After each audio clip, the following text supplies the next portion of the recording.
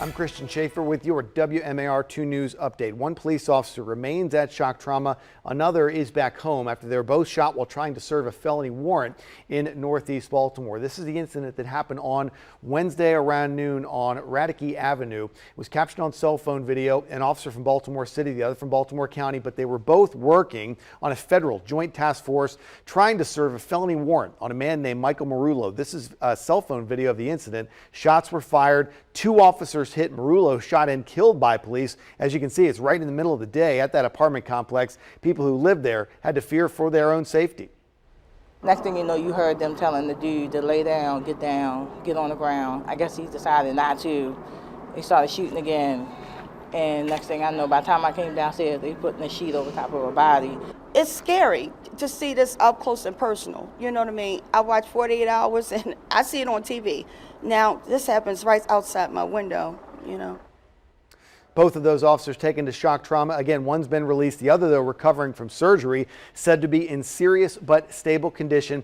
The arrest warrant that police were trying to serve is for an incident that happened Tuesday in Pennsylvania, where investigators say Marullo fired a gun during an argument near Philadelphia. We'll continue to follow that story, bring more information as we get it on air and online. 15 people, including two now former correctional officers, have been indicted by a federal grand jury in Baltimore. The defendants include two correctional officers from Jessup Correctional Institution, 6 inmates at that same facility, and 7 people that prosecutors are calling outside facilitators. According to a federal indictment unsealed on Wednesday, these people smuggled drugs, alcohol, tobacco, and cell phones into Jessup starting back in the year 2017. The correctional officers are accused of accepting payments and agreeing to sexual activity with those inmates to keep that operation going. Federal authorities say the correctional officers would bring the contraband into the prison and meet with those inmates in rooms like kitchens, bathrooms, and closets in the prison where inmates could interact with staff. All 15 face a maximum of 20 years in federal prison on the racketeering charges and another 20 if they get convicted on the drug trafficking charges.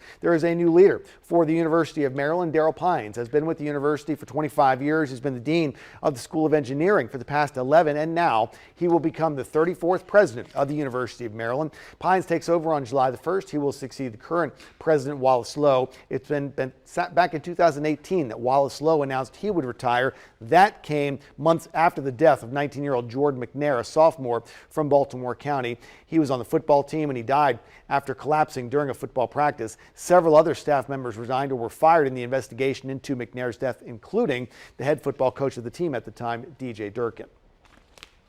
And now from WMAR 2 News, Maryland's most accurate forecast.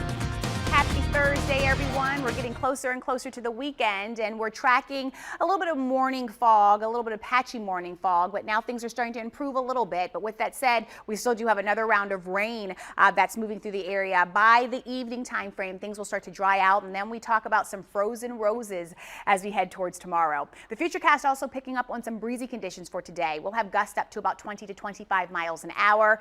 The Futurecast picking up on the fact that we do have the rain out there this morning, and then we'll start to dry things out. But not only dry things out, we'll start to clear things up as well. So we'll get that gradual clearing as we head through the evening time frame, and maybe even a few peaks of sunshine before it's all said and done. High temperature today going with about 57 degrees for a high temperature. So forecasting a spring-like day in terms of the winter time. Oh yeah, we'll definitely feel that as we head towards Saturday morning, as we do have that weather whiplash. Definitely going to feel more like winter on your Friday and your Saturday. And then as we head towards your Sunday, temperatures bump right back up. Christian, we're looking at the 50s and mid-50s with rain possibly by Tuesday.